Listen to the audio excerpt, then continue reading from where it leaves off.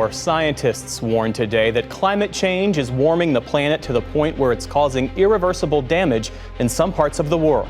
The climate time bomb is ticking. This is about as dire and urgent a report and a warning as we've heard. The window of opportunity we have to make decisions that will lead us to a better future is closing rapidly. But you want to know a secret? None of that is true. In reality, there is no climate crisis, according to Gregory Wrightstone, who is the executive director of the C02 Coalition here in Arlington, Virginia.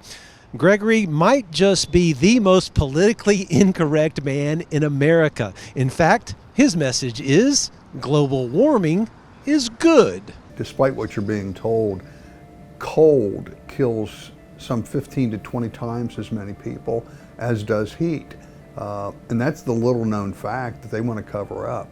The largest study of its kind showed that 20 times as many people died cold-related deaths as from heat-related deaths. So what's that tell you? Global warming would save lives. And, you know, when people hear that, their heads explode, but that's just the fact of the matter.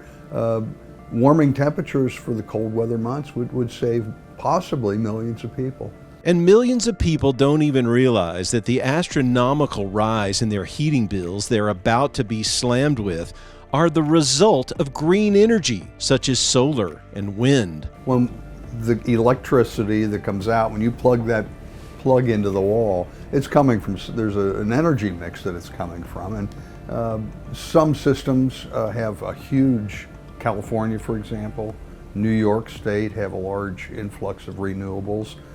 Texas, believe it or not, although they've abundant oil and gas reserves, they're one of the states that are most reliant on solar and wind. And we saw what happened several years ago in the winter when the wind stopped blowing and the solar panels were covered with snow during the terrible storm. Tens of thousands of people were without electricity during just terrible cold.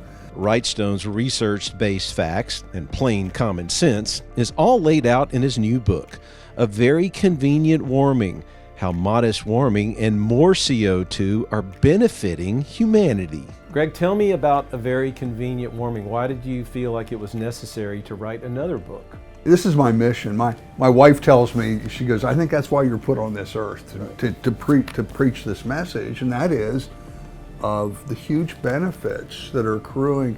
And as a Christian, we hear, well, we need to make sure we're not destroying the earth. If we were going to be killing millions of people, of course we need to make some changes.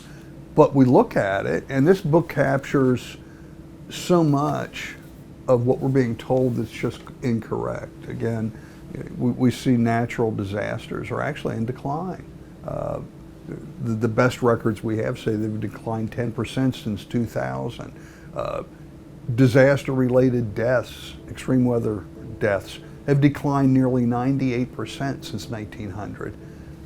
It's completely opposite of what we're being told. Heat waves, and we're doing state and regional studies, but across the entire United States, heat waves, if you look at percentage of stations in the United States that reported higher than 100-degree temperatures, that factor has declined since the 1930s and is still in decline.